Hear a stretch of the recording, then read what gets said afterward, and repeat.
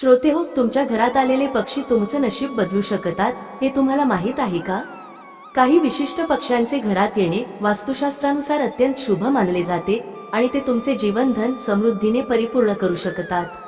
कोणते आहेत हे पक्षी जाणून घ्या आणि तुमच्या जीवनात सकारात्मक बदल घडवा.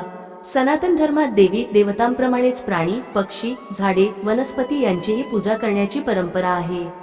या परंपरेचा एक भाग म्हणजे वास्तुशास्त्र, ज्यामध्ये पशु आणि पक्ष्यांनाही विशेष महत्त्व दिले गेले आहे.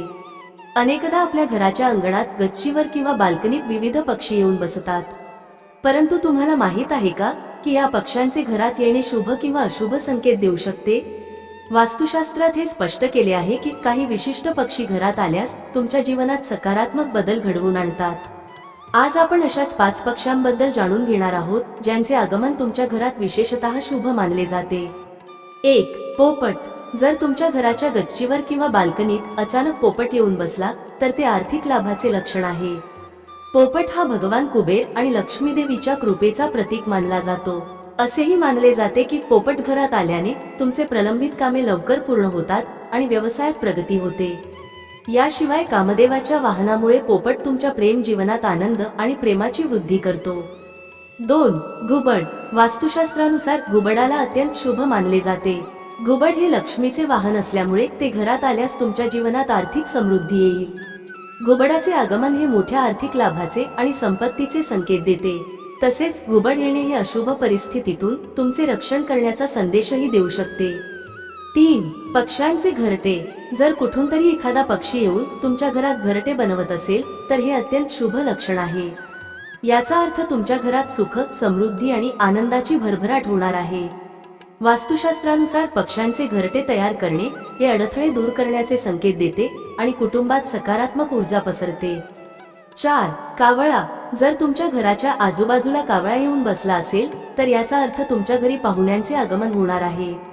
काही वेळा कावळा हे वाईट गोष्टींचे प्रतीक मानले जाते, पण वास्तुशास्त्रानुसार ते पाहुणचार आणि नवीन संधींचे द्योतक देखील असू शकते. 5.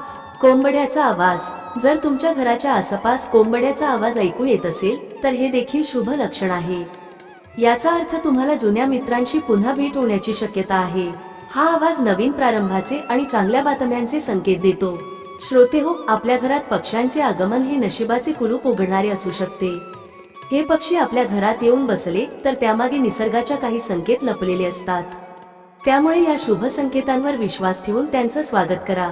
आपल्या जीवनात येणारे हे छोटे छोटे संदेश आपल्याला सुख, समृद्धी आणि शांती देऊ शकतात.